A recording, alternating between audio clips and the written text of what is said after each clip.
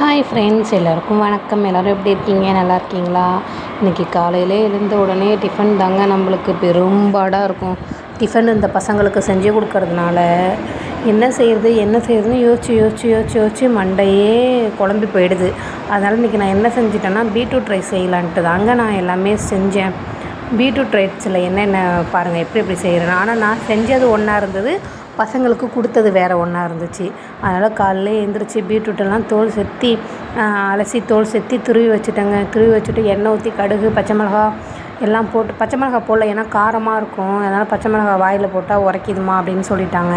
அதனால் பச்சை மிளகா போடாமல் வெறும் வெங்காயம், கடுகு எல்லாம் பொரிஞ்சு தாளித்ததுக்கப்புறம் நம்ம பீட்ரூட்டை துருவி வச்சுருக்கோம் இல்லையா, அதையும் போட்டு நல்லா சுருளை வதக்கி, இதுதான் சிம்பிளாக தான் இன்றைக்கி செய்யலான்ட்டு நான் எடுத்த முடிவு.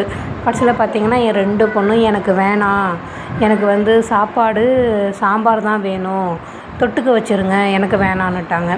சரி, மீதி நம்ம கொடுத்தோம்னா சாப்பிடாம அப்படியே எடுத்துகிட்டு வருவாங்க. அது இல்லாமல் மூஞ்சி ஒரு மாதிரி வாடி போயிருந்தது என் சின்ன பொண்ணுக்கு.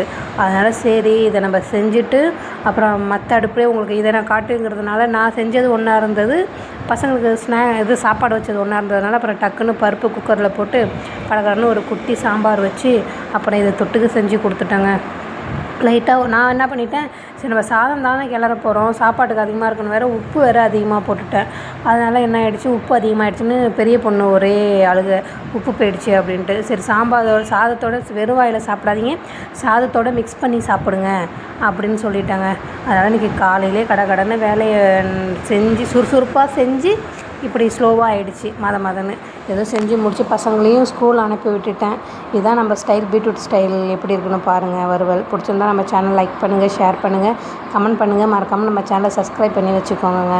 ஏன்னா புதுசாக வீடியோஸ் போடுறதுனால ஏதாவது ஒரு சிறிய குறைபாடு எதுவும் இருக்கும், அப்படி ஏதாவது இருந்தால் கொஞ்சம் மன்னித்து விடுங்கள். நம்ம சேனல் பிடிச்சிருந்தா மறக்காமல் சப்ஸ்கிரைப் பண்ணிக்கோங்க. ஒரு 10 நிமிஷம் மூடி போட்டு என்ன பண்ணிட்டேன், அதுக்குள்ளே இங்கே 10 நிமிஷம் மூடி போட்டு பக்கத்தில் வேலை இருக்குன்னு அங்கே போயிட்டேன். ஒரு மாதிரி நல்ல வெந்து ஸ்மெல் அடிச்சிச்சு. உடனே ஐயோ கருகி போயிடுச்சு அப்படின்ட்டு டக்குன்னு வந்து பார்த்தா நல்ல வேலை எதுவும் கருகலை. ஏதோ நம்ம வேலையை முடிச்சிட்டாங்க. பக்கத்தில் வேறு வந்து நின்றுக்கிட்டு, அம்மா பீட்ரூட் வேணாம்மா, கேரட் செஞ்சிருமா அப்படி இப்படின்னு நம்ம பசங்க சொல்ல வேணும், நம்ம ஒன்று செய்வோம், அதுங்க ஒன்று சொல்லும். ஏதோ வேலையெல்லாம் முடிச்சுட்டு பசங்களையும் ஸ்கூலில் கொண்டு போய் விட்டுட்டு அக்காடான்னு வந்து எங்கே படுக்கலன்னு பார்த்தா எங்கே படுக்க முடியும். அப்புறம் அந்த வேலை செஞ்சேன், ஜாமான் அப்புறம் வீடு கூட்டுறது எல்லாத்தையும் செஞ்சு முடிச்சுட்டு அப்புறம் அடுத்து உங்களுக்கு ஷூட் ஏதாவது பண்ணி வீடியோ போடலாம் அப்படின்னு நினச்சிக்கிட்டு இருந்தேன். ஷூட் பண்ணலான்னு நினச்சேன். அப்புறம் வந்து சரி கடைக்கு போவோம், ஆடி மாதம் ஒன்றும் இல்லையா நேற்று, அதனால் சரி அதையும் நம்ம ஏதாவது ஷூட் பண்ணலாமே, உங்களுக்கு எடுத்து போடலாமே அப்படின்னு யோசிச்சுக்கிட்டே நான் பாட்டுக்கு வேலையை செஞ்சு முடிச்சிட்டேன்.